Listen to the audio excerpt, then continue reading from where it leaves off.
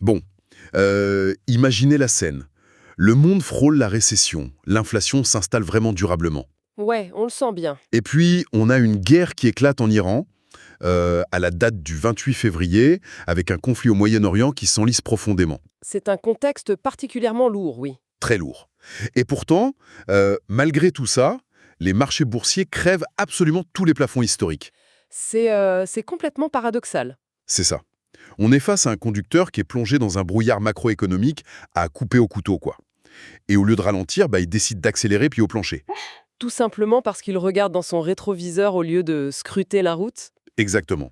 Donc, l'objectif de notre exploration du jour, c'est de décortiquer une note d'analyse financière très pointue qui tente de donner un sens à ce paradoxe vertigineux. Et avant même d'ouvrir le capot de cette mécanique boursière, il faut vraiment poser une règle de base concernant les documents qu'on examine aujourd'hui. Oui, c'est crucial. Les sources font état d'événements géopolitiques dramatiques au Moyen-Orient, notamment cette guerre.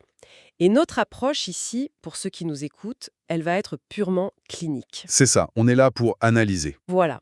Il n'est absolument pas question de prendre parti ou de cautionner une quelconque position politique. On va observer froidement l'impact de ces ondes de choc sur la psychologie des marchés et sur les flux de capitaux. Tout à fait, tels qu'ils sont chiffrés par les analystes dans le texte. Exactement. Bon, le décor est planté. Revenons à cette déconnexion totale entre l'économie réelle et la bourse. Parce que, au moment du choc du 28 février, la logique aurait voulu un effondrement des indices, non? Bah oui, sur le papier, c'est ce qui aurait dû se passer. Alors comment le texte explique-t-il ce puissant rebond initial qui a propulsé les marchés vers de nouveaux records? En fait, l'explication se trouve dans les matières premières. La guerre a provoqué une envolée immédiate des cours du pétrole et du gaz. D'accord. Et face à ça, les analystes financiers ont tout de suite sorti leur calculatrice et ils ont procédé à des révisions massives. Et des révisions de bénéfices? Ouais. Pour le seul secteur de l'énergie, écoutez bien, les prévisions de bénéfices pour 2026 ont été revues à la hausse de plus de 35%. Ah oui, quand même. 35%. C'est un ajustement mécanique en fait. Le baril coûte plus cher, donc les marges projetées de ces entreprises explosent. Et ça crée des effets de distorsion colossaux. L'exemple qui est donné sur le marché français dans la note est vraiment édifiant. Total Energy, c'est ça? Voilà. La révision de leur profit net par action a fait un bond de 61%. C'est gigantesque. C'est énorme.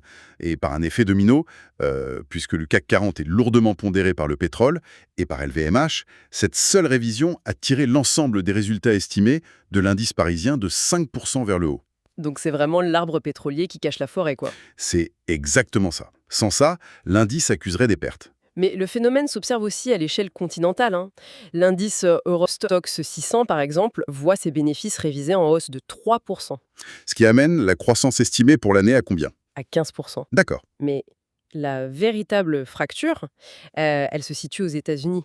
Le S&P 500 est tiré vers des sommets par un tout autre moteur. L'intelligence artificielle, j'imagine. Exactement, l'ILAP, avec une hausse espérée des résultats de 19%. Donc on a deux bulles d'optimisme distinctes. L'or noir en Europe et les puces électroniques outre-Atlantique. Voilà, c'est le résumé parfait. Sauf que le premier trimestre est passé par là et les publications de résultats n'ont pas du tout rassuré sur l'avenir d'après les documents. Non, pas du tout. La fameuse visibilité sur la croissance du capital, c'est-à-dire la capacité d'une entreprise à générer des bénéfices par action de plus en plus importants, elle s'est sévèrement dégradée. C'est là que le brouillard s'épaissit.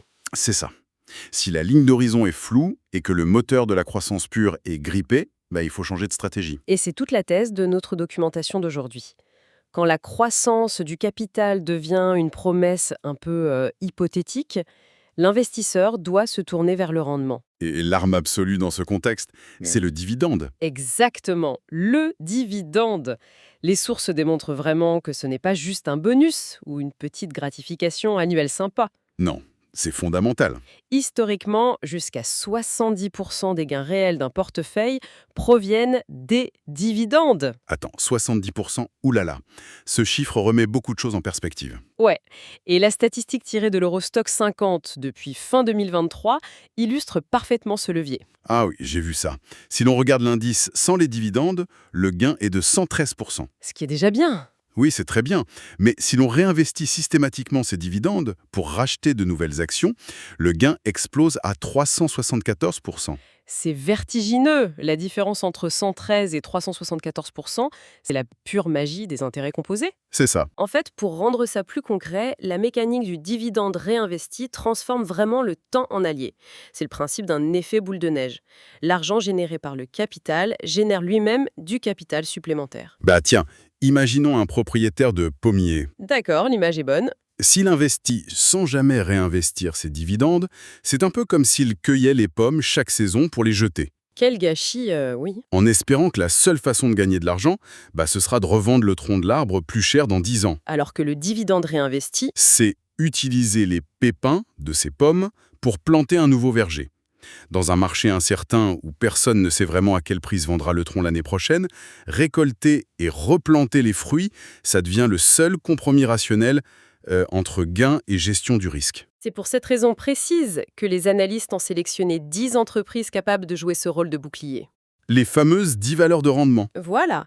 Et la sélection commence, assez paradoxalement d'ailleurs, par l'épicentre des secousses actuelles, l'énergie et les infrastructures, Oui, le premier titan de cette liste, c'est l'italien Enel. avec un rendement estimé à 5,9%. C'est solide.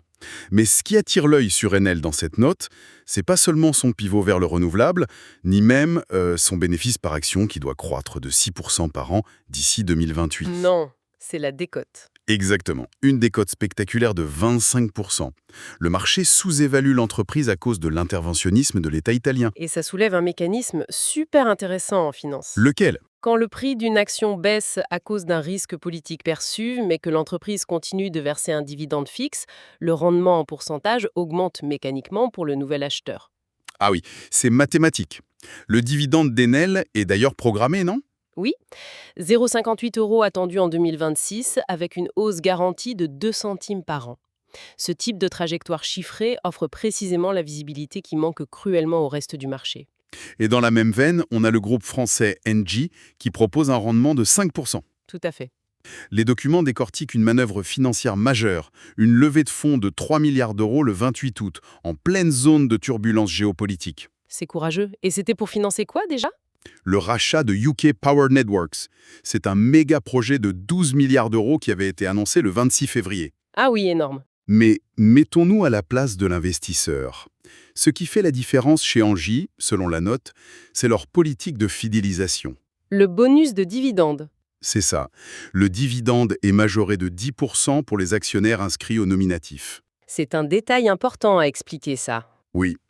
Pour ceux qui nous écoutent et qui se demanderaient ce que ça signifie, en fait, si l'on déclare officiellement son identité à l'entreprise, au lieu de rester anonyme via sa banque, et qu'on garde ses actions un certain temps, on est payé plus. C'est une stratégie brillante pour stabiliser le capital de l'entreprise en période de crise. On retient les investisseurs. Et ça marche très bien. D'ailleurs, si l'on cherche une approche encore plus prévisible dans l'énergie, les sources orientent vers Iberdrola. Le champion espagnol des renouvelables. Exact, ils offrent 3,6%.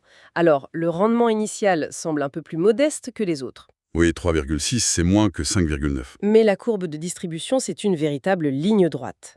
C'est impressionnant. On passe de 0,55 € en 2023 à 0,64 € en 2024, puis 0,68 en 2025. Et avec une cible à 0,72 € pour 2026, c'est bien ça? Exactement. L'investisseur achète ici une horloge suisse, pas un billet de loterie. Une horloge suisse, de l'énergie, j'aime bien l'idée. Par contre, le dernier nom de ce segment énergétique m'interpelle fortement dans la note. GTT? Oui, GTT, avec 4,6% de rendement, leur membrane cryogénique équipe 90% des méthaniers de gaz liquéfiés dans le monde. 90%, c'est énorme. C'est un monopole écrasant.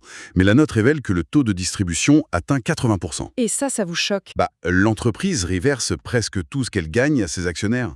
N'est-ce pas un signal d'alarme? Je veux dire, est-ce qu'avoir un quasi-monopole justifie de vider les caisses au lieu de financer massivement la recherche et l'innovation pour se protéger de la concurrence future? C'est une très bonne question. La question de l'allocation du capital est centrale, mais le modèle économique de GTT apporte la réponse. Comment ça? En fait, contrairement à un producteur d'énergie classique qui doit dépenser des milliards pour construire de nouvelles usines ou forer des puits, GTT opère sur un modèle de propriété intellectuelle. Ah, ils vendent qu'est brevet en gros.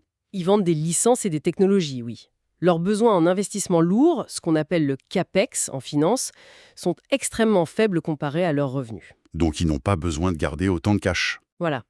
Ce taux de 80% n'est donc pas une privation pour l'avenir de l'entreprise. C'est juste la distribution saine d'une trésorerie excédentaire qui est générée par une véritable rente technologique qui est en réalité légie pour ceux qui sont d'anciennes électriques. Je comprends mieux. Bon, l'énergie reste très lucrative, c'est clair, mais elle est en première ligne des chocs géopolitiques mondiaux. Oui, elle encaisse les coûts directement. Donc pour vraiment diversifier un portefeuille et fuir ce brouillard, la note d'analyse suggère de pivoter vers un tout autre secteur. Un secteur dont le métier même est l'évaluation et l'absorption du risque. Les banques et l'assurance, Exactement. Et là, je dois dire que les chiffres donnent un peu le tournis. surtout avec le cas d'Intesa Sanpaolo en Italie, qui est vraiment emblématique de cette stratégie. Ils ont le rendement le plus élevé du groupe, non? Oui, 7,6%. Les analystes décrivent cette institution comme la forteresse bancaire la plus solide d'Europe. Rien que ça. Et son modèle est à l'opposé des banques avides de fusion. Aucune acquisition n'est prévue. Toute la valeur créée est redirigée vers l'actionnaire, avec une distribution incroyable de 95% des bénéfices. 95%? Mais la structuration de ce retour est la clé ici. Les documents précisent que 75% sont versés en dividendes et 25% prennent la forme de rachat d'actions.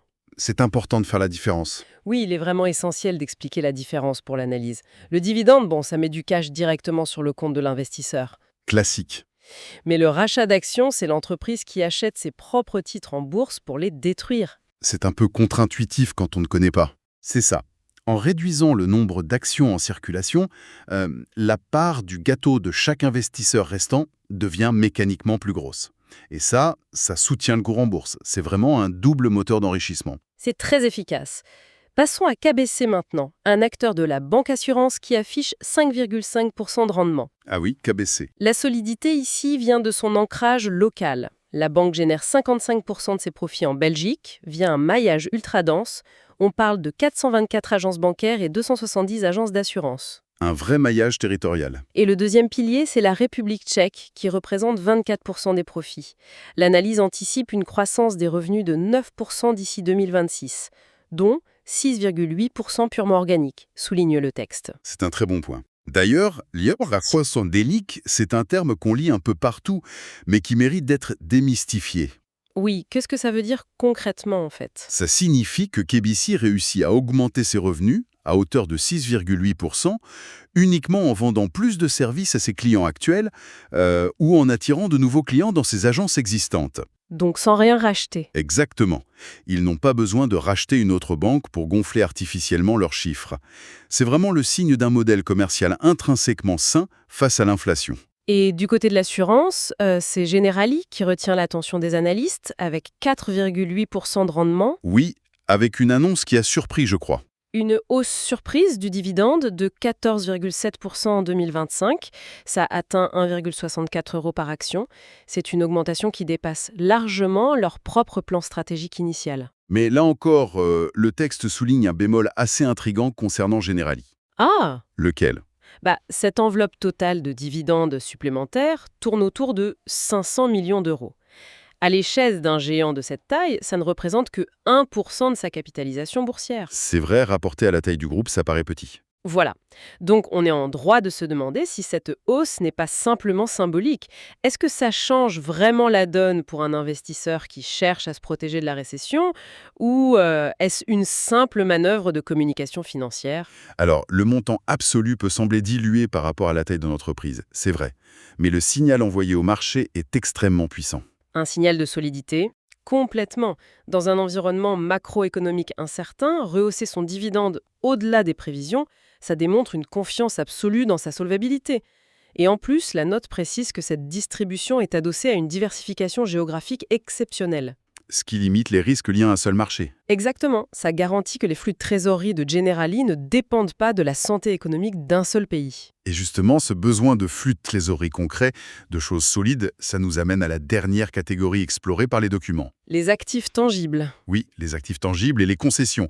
Là, on quitte la finance immatérielle pour le béton, les câbles et les autoroutes. Et l'analyse commence par l'immobilier commercial avec Clépierre. Clépierre qui offre un rendement très confortable de 5,6%. Alors que c'est un secteur difficile. Oui, il gère des centres commerciaux et c'est un secteur souvent malmené par l'inflation et les taux hauts. Mais la note insiste sur la structure de leur bilan. qui est très défensive. Leur dette nette est limitée à 41% de leur patrimoine, ce qui équivaut à 6,7 fois leur EBITDA. Bon, ces ratios financiers, ils sont vitaux à comprendre. L'EBITDA, pour faire simple, c'est l'argent brut que l'entreprise génère grâce à ses loyers avant de payer ses impôts et les intérêts de ses emprunts. C'est la performance opérationnelle pure. Voilà. Et dans l'immobilier, les taux d'intérêt élevés, c'est mortel.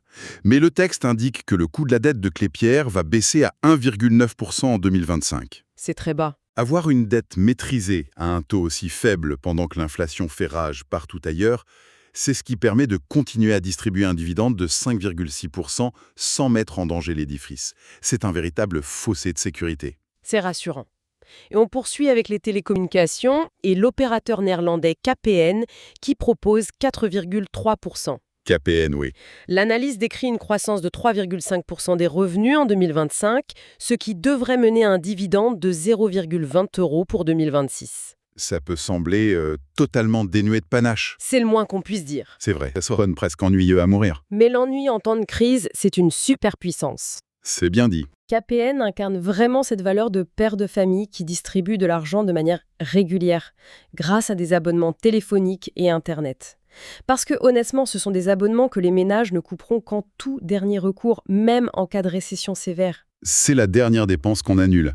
Et enfin, le mot de la fin de cette sélection de 10 valeurs revient aux infrastructures avec Vinci. Vinci, oui, et son rendement de 4%. On y apprend que 60% de l'EBITDA de Vinci provient des concessions, principalement les autoroutes. Et la magie de cette entreprise, selon l'analyse, c'est d'offrir ce coussin de 4% de rendement tout en maintenant un véritable moteur de croissance. Ah oui, les chiffres sur le long terme sont éloquents. En 10 ans, le bénéfice net par action a été multiplié par 2,3. Ils construisent, ils gèrent, ils encaissent les péages, ils encaissent de manière continue et l'investisseur profite à la fois de la hausse du capital et de la rente. En rassemblant tous les éléments de cette analyse approfondie, le message central devient vraiment évident. Lequel ?